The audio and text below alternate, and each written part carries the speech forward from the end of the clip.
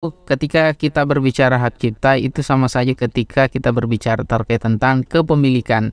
Jadi kepemilikan seseorang dalam hal hak intelektual itu sudah dilabeli dengan hak cipta. Sama juga dengan musik ya.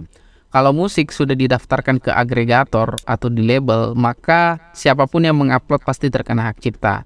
Namun ada yang bertanya-tanya, ketika saya membuat konten reupload lirik musik, ketika itu terkena hak cipta. Nah, ini yang perlu saya klarifikasi bahwa kalau memang kita mengupload konten official musik atau lagu asli seperti halnya Peter Pan, Noah, Raja dan sebagainya, pasti akan kena klaim hak cipta dolar merah dan itu langsung ditegur oleh publisher asli ya. Nah, tentu itu pasti akan dolar merah. Terus yang kedua, ketika misalkan teman-teman mengcover sendiri atau mereupload cover, kemudian kena hak cipta, paling itu adalah hak cipta kecocokan melodi. Dan tentunya ini bisa berpenghasilan. Dan teman-teman harus pahami bahwa pada prinsipnya ketika terkena hak cipta, baik dolar merah dan dolar berbagi, itu semua bisa dipakai daftar monetisasi. Hanya kembali ke kreator masing-masing bahwasanya, apa sih manfaatnya ketika saya re-upload konten dolar merah? Apa sih manfaatnya ketika saya sebagai kreator mere-upload konten dolar berbagi?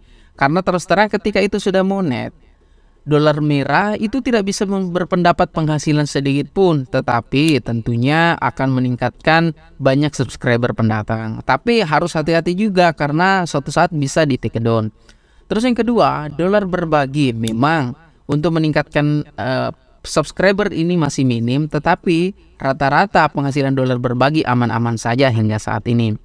Nah, itu yang perlu teman-teman pahami. Terus, teman-teman juga harus ketahui bahwa dalam video reupload kita, apakah reupload cover atau reupload official musik, itu teman-teman harus mengganti video dari konten musik itu.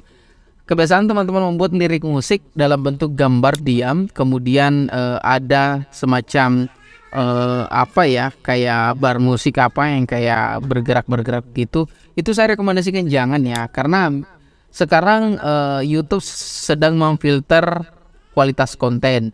Ketika hal seperti itu, ini konten kita hanya didukung oleh audio saja, sedangkan visualisasi atau videonya itu tidak.